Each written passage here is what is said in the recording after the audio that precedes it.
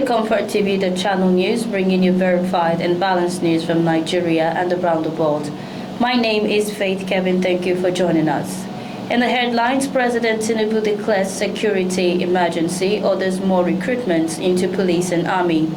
Customs Board promotes top officers in sweeping reforms. Vigilantes foil bandits' attempt to abduct students in Kogi community.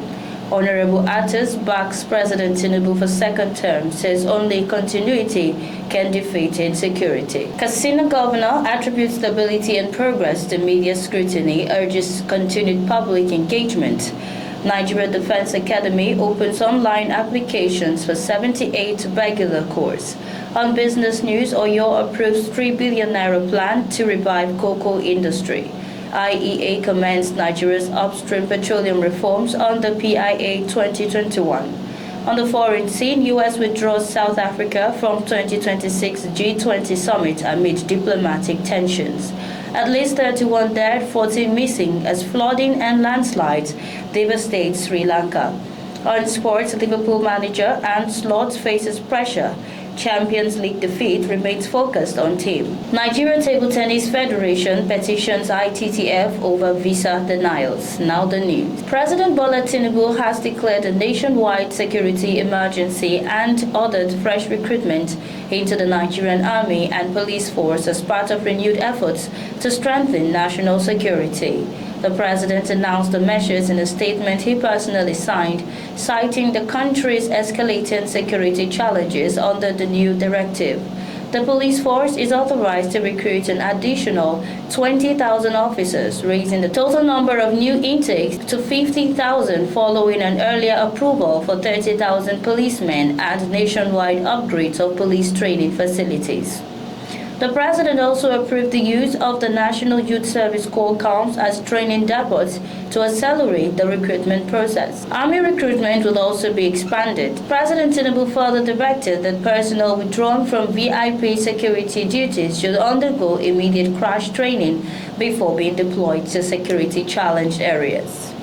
He also authorized the Department of State Services to deploy all trained forest guards and recruit additional personnel to flush out terrorists and bandits hiding in the forest, stressing that there will be no more hiding places for agents of evil. The president described the situation as a national emergency, saying the government is responding with more boots on the ground, improved coordination, and deeper collaboration among security agencies. He urged Nigerians to support security efforts and actively contribute to safeguarding the country.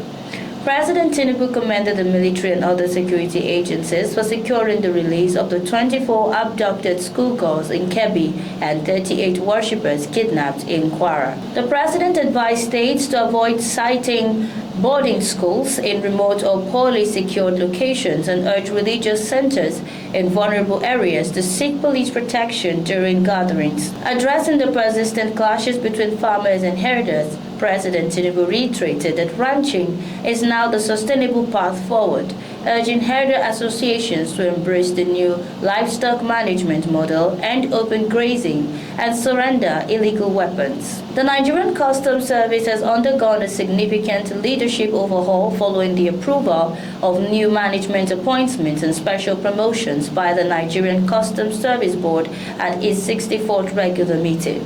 Chaired by the Minister of Finance and coordinating Minister of the Economy, Mr. Wale Edu, the board approved the elevation of 5 Deputy Controller Generals and 8 Assistant Controller Generals, one of the most extensive restructuring exercises within the service in recent years. The appointments announced in a statement by Customs spokesperson Mr. Abdullahi Mewada were made in line with the Nigerian Customs Service Act 2023 and the federal character principles outlined in the Constitution. Those promoted to Deputy Controller General include DCG Baba Imam Northeast, DCG Isa Umar Northwest, DCG Tijani Abi Northwest, DCG Timibo Modi South-South, and DCG Oluyomi Adebakin Southwest.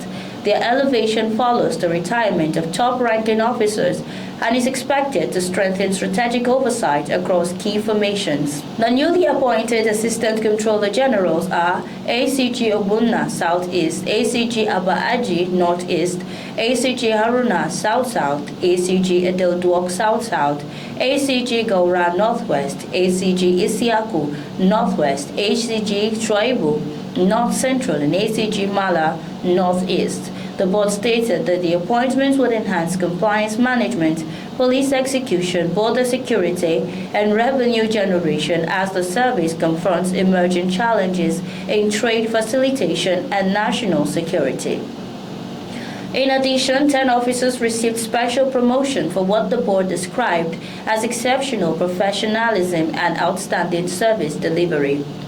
Minister Edun reaffirmed the board's commitment to building a motivated workforce capable of driving ongoing reforms under the new Customs Act. A vigilante group in Ayetoro Kiri, Kababunu local government area of Kogi State thwarted an attempt by suspected bandits to invade Kiri High School and abduct students. The incident came days after bandits seized 25 schoolgirls from Government Comprehensive Secondary School Maga in Kebbi State, as well as more than 300 pupils from St. Mary's Catholic School in Niger State. In the Kogi attack, members of the Kiri Vigilante group were said to have quickly mobilized and confronted the assailants, rescuing all students initially taken during the assault. No student remained in captivity. The operation, however, resulted in the death of a vigilante member and a resident, both killed by stray bullets. Chairman of Kababunu local government area, Mr. Zacchaeus Dari Michael, confirmed the incident in a statement issued to his chief press secretary, Mr. Omofa John. He said the attackers were resisted and repelled, adding that joint security teams were combined nearby bushes to track the perpetrators. He also cautioned against the spread of unverified information. The wider insecurity across the north further intensified concerns after the chairman of the Christian Association of Nigeria (CAN) in the northern states and the FCT, Reverend John Hayab, revealed that the father of 3 children abducted in the Niger school incident had died of a heart attack brought on by shock. Amid the heightened tension, Minister of the Federal Capital Territory, Honorable Nyesom Wike, vowed to sanction officials responsible for an unauthorized circular ordering the closure of schools in Abuja. The Director General of the Atom Humanitarian Anti-Corruption and Charitable Initiative, AHACHI, Honorable Ismaila Yusuf Atus, has expressed support for President Bola Ahmed Tinubu's re-election, emphasizing the need for continuity in leadership to address Nigeria's persistent security challenges, including terrorism and banditry. Honorable Atus highlighted that insecurity predates the current administration and wasn't under previous governments, and he believes that President Tinubu has shown the political will and determination to stabilize the nation. He urged Nigerians to exercise patience and maintain trust in the administration as it implements reforms aimed at restoring peace and fostering development. He stressed that the second term for President Tinubu will strengthen ongoing reforms, support vulnerable groups, create jobs, and reduce hardships nationwide.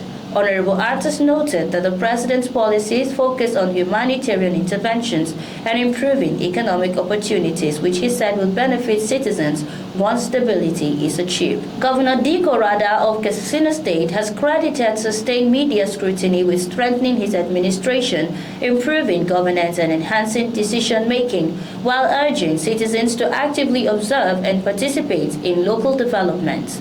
Governor Rada made the remarks during the signing of the 2026 Appropriation Bill into law at the Katsina Government House. He highlighted the role of journalists in providing steady support to his administration since it began in 2023, and stressed that fair and constructive criticism is essential for effective governance. The governor explained that every critical report is carefully assessed by his team. Genuine concerns are adopted to improve policies and programs, while unfounded claims are dismissed, ensuring that the administration remains focused on achieving tangible results. He stated that media oversight has helped the government identify gaps, make better informed decisions, and remain accountable to the public. Governor Rada pointed to visible improvements in security across previously affected areas, noting that residents are now able to farm safely and communities are experiencing stability. The governor urged citizens to continue praying for lasting peace and to remain actively engaged in sustaining the stability achieved so far. Addressing critics, Governor Rada encouraged them to witness the changes firsthand.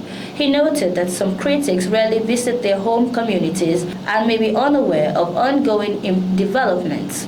Observing local projects, interacting with residents and visiting farms, he said he will provide a more accurate understanding of the administration's impact. The Nigerian Defense Academy (NDA) has officially announced the commencement of online applications for admission into a 78 regular course, with the application window opening today, Friday, November 28, 2025, and scheduled to close on April 30, 2026.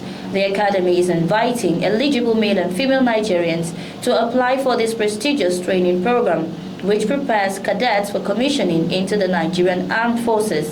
The NDA emphasized that all prospective candidates must submit their applications through the official online portal at www.ndaapplications.net. Interested applicants are required to complete the registration process by providing accurate personal, educational, and health information. The Academy stressed the importance of strictly adhering to the official payment procedures to avoid errors or disqualification. Applicants are advised to carefully review all instructions and requirements provided on the NDA application portal before starting the registration process. Eligibility criteria include age limits, educational qualifications, and physical fitness standards, which must be met to proceed through the selection stages. Candidates are encouraged to prepare their documents, including academic transcripts, identification details, and other supporting materials to ensure a smooth and complete application submission. The NDA highlighted that the selection process will involve several stages, including written examinations, physical fitness tests, medical examinations, and interviews. The Academy reiterated that all applications must be submitted before April 30, 2026 deadline, and any submissions outside this designated period will not be considered. This is ComfortTV.channel news. We'll return shortly with business, foreign, and sports news.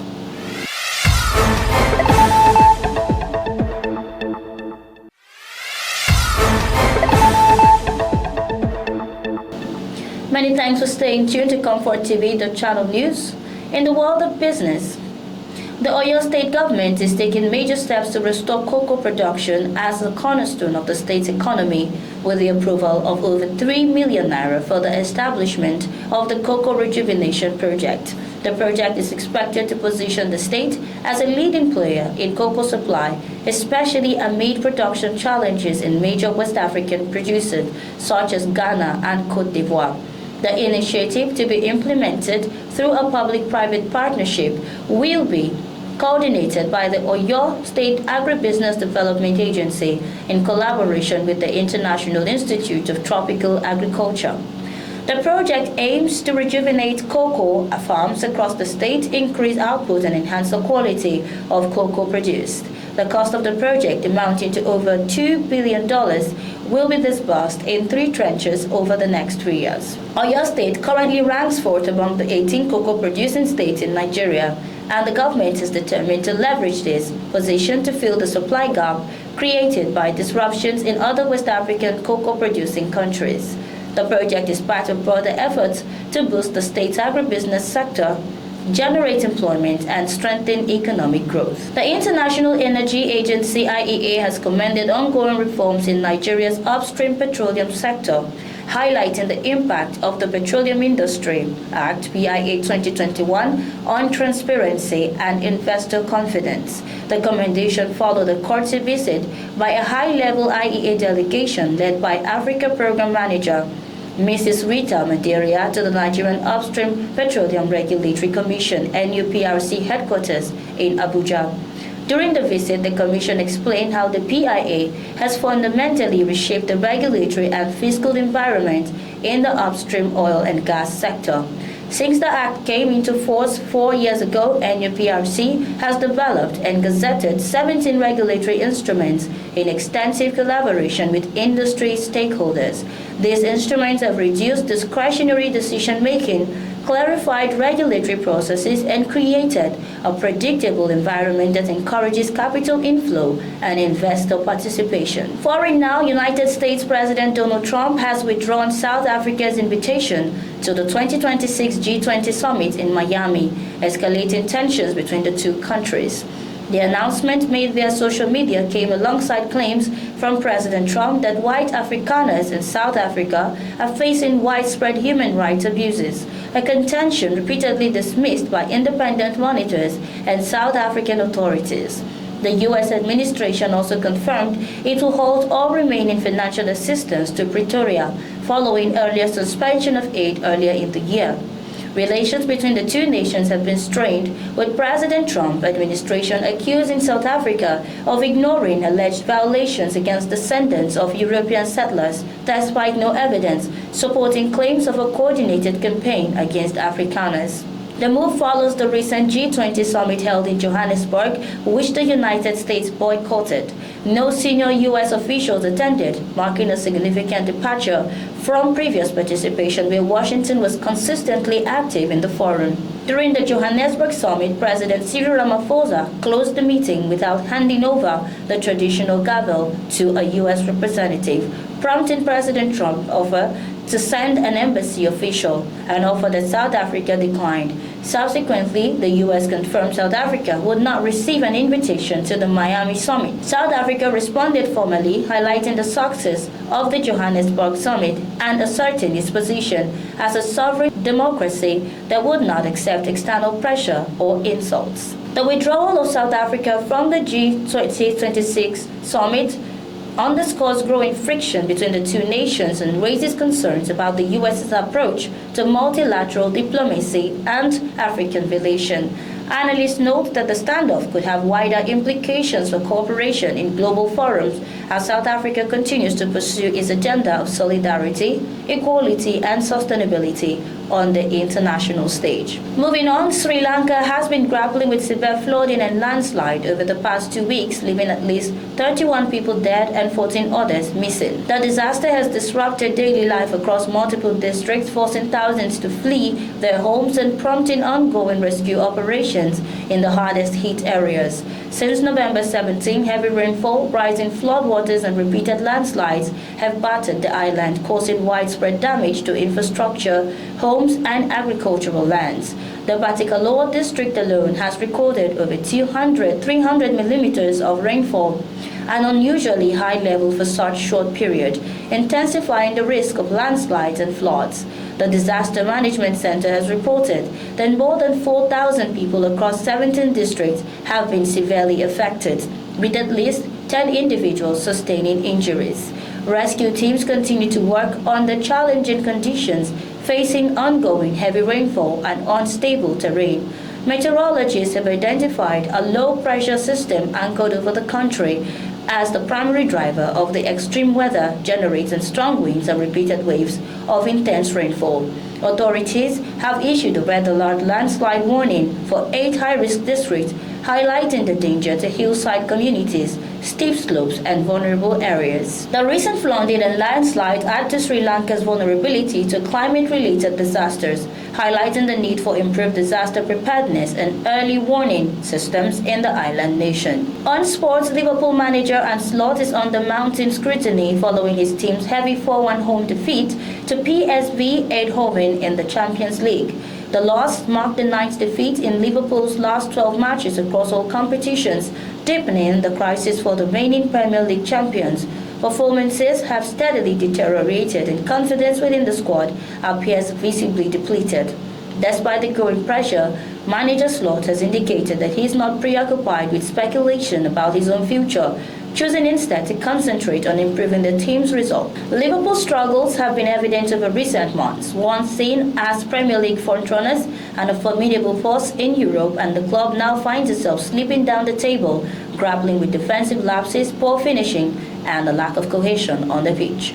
The Champions League loss underscored these issues, with PSV taking advantage of defensive errors and Liverpool's inability to respond after conceding early goal. With key fixtures in the Premier League and Champions League ahead, Slot must quickly find solutions to turn the team's form around and prevent further slide in the standings. The Nigerian Table Tennis Federation (NTTF) has petitioned the International Table Tennis Federation (ITTF) after Nigerian players were denied visas to compete in the 2025 World Youth Championship in Romania. Nigeria had qualified for the tournament by winning the boys under-19 team event at the 2025 African Youth Championship in Lagos. The under-19 team includes Matthew Kuti, Abdul Basit Abdul Fatai, Muiz Adegoke and Matthew Fabumi. While the under-15 team features Toby Adebaking, Osman Ayola and Atuan Kadri. The NTTF described the visa refusal as unfair and contrary to international sports principles, highlighting the disruption to weeks of preparation and financial losses incurred by the federation.